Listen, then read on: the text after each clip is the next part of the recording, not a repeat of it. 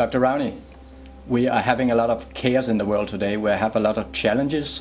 We are having a lot of uncertainty about wars breaking out, about a lot of stuff.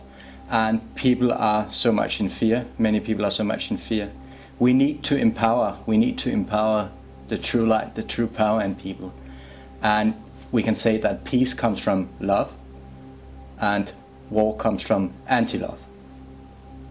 That's well said. But again, you have to think of the 7 billion people on this planet. How many are aware of their own power? How many are aware of all the deception that authorities are giving to them daily in mass media? Especially when it concerns so-called war, which can be invisible with electromagnetic fields. People just get depressed, they get zombified, students more and more can't pass their exams, so it's invisible. How can we change that? And I think really the only way is to shake them up, really shake them up, and when they start seeing with new eyes in a way, then we can do something. We can change the world. We can change the war to peace, but it takes all of us. And the question is, are people willing? Are they willing really to stop with their daily chores, with their daily work for even 5 minutes a day and send love and light to this planet and to those who are warmongers? But we need, the media of course has done a lot of harm, you can say, because people, they are so conditioned and influenced by it. But we need to focus on what we truly want, what we really wish to experience in this world. It's like when we look at the Avatar movie, it's like the two scenarios. We have the military complex running their show, you can say, and then we have the true nature people, you know, the fantastic world. We have the, you can say, hate contra love, actually, in how it's illustrated in that movie. And, you know, we should all focus about what we truly want to experience. And because, you know, everything, as you always say, is energy. And whatever we focus our attention on, or our intention by the power of thought, we become. So it's very important that we shut off the television, and we are very, we very concerned about we put our eyes and ears to. Well, the media is totally controlled, that we know. There is not, I don't think, a single journalist who can do whatever he or she wants to and write and reveal things. There's always somebody breaking in and saying no, and if you really continue, you just get thrown out of the whole newspaper. That is the problem. But the very important thing you said is focusing. And also, what you hate, you become. I've learned that in my own life. Exactly. You know, I've said sometimes that I would never do that. I would never ever behave like that. Yeah. And a few years ago, and I'm catching myself doing exactly the same. Yeah. And I just stopped that, hey, why did I do this? That is how life teaches us. Yes. And when you condemn somebody in the way that, you know, you're doing this wrong, you shouldn't do, and I'm not talking about war, because I don't think there's a single person on this planet except the elite who wants war. Usual people don't want war. No. But if you condemn some traits the person have, the sexuality a person have, the way of life the person has, if you condemn it, you're becoming yourself. Yeah. And sometimes it may be so slow process that I sort of smile and say, if it doesn't come in this life, it comes in the next, with interest. Yeah. But the focusing is extremely, extremely important. And you can do things with your mind. You can influence people. You can make them do things physically.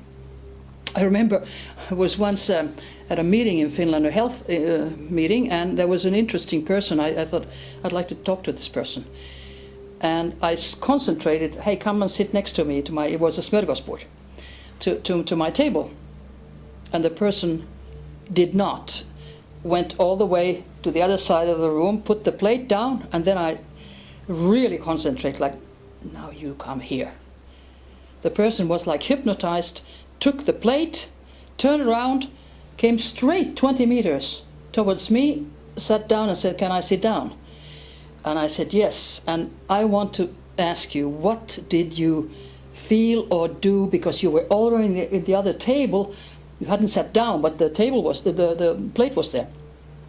this person said, it was a lady who was a teacher in a nursing school. It was a medical nursing meeting.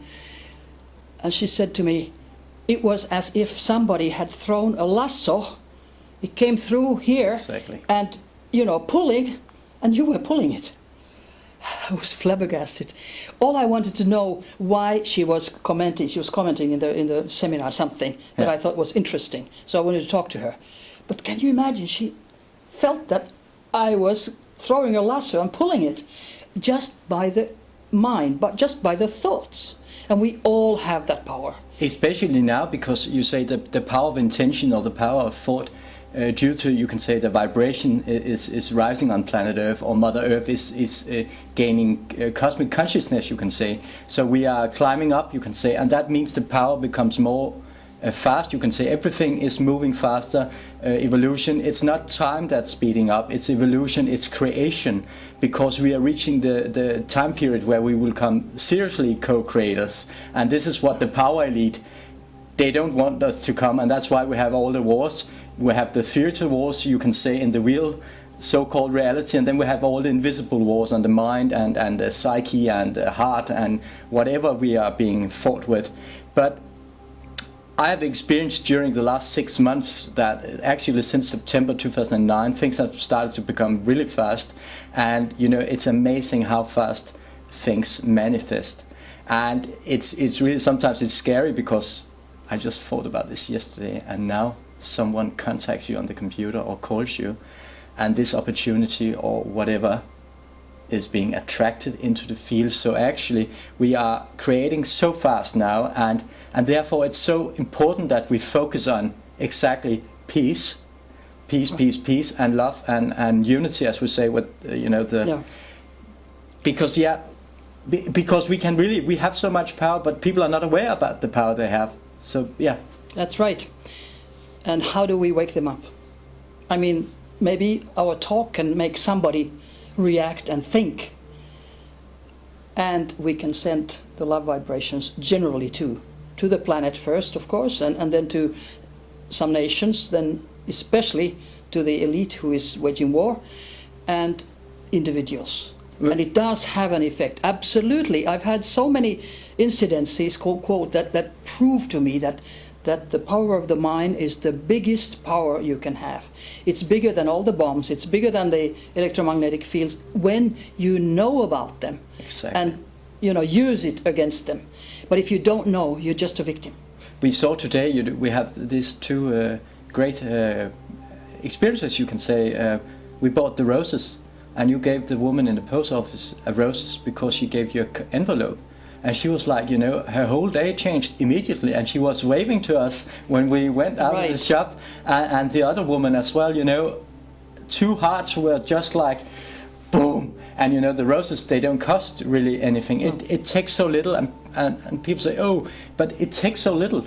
I enjoy doing great things like, buying some books that has been the last stock, but a funny book, and then wrap them up in paper, go to the street and ask people, can I ask you 2 questions? And they say, oh, this sounds religious. I say, no, can I ask you 2 questions? Are you good at receiving a gift? And I said, no. Then I said, then you can learn. And you get the reaction immediately, and it's just fun, and people say, why did you spend, let's say, 200 euros on that? But the energy and the experience you get from that is 10,000 euros, because it's so you create so much energy out of nothing, out of thin air. That's right. And we have free energy, and the free energy is our enthusiasm, and when you just do a little tiny thing to somebody who is not known to you, even for just to make the day happy or whatever, that energy spreads. It's like you give it and it spreads, but it's very difficult for many people to take gifts. Mostly say, no, I don't know you or whatever. Even if it is, I want to thank you for what you did for me, but still, it's I didn't do it for money, I didn't do it for this. It's hard to take. It's easier to give than to take, and we all have to learn both. Yeah. And when we say it's easier to give than to take, to give is often. Normally women are better at receiving than men. Except we say, you give a comment, you have a nice dress on. Yeah. Oh, this is 20 years old. Yeah, you know, yeah. That is because you're sort of shy about it, so you don't know what to say. In America, they can do that. I learned that when I was a student there. Somebody gives you a compliment, they say thank you, and that's exactly what we should do. Yeah. But in Northern Europe, it's no, this is it was. Yeah, they say what is he up to? What is he up to? Exactly, or something, and this is old, and this you sort of diminish yourself. Yeah. For nothing. Yeah. So thank you for compliments.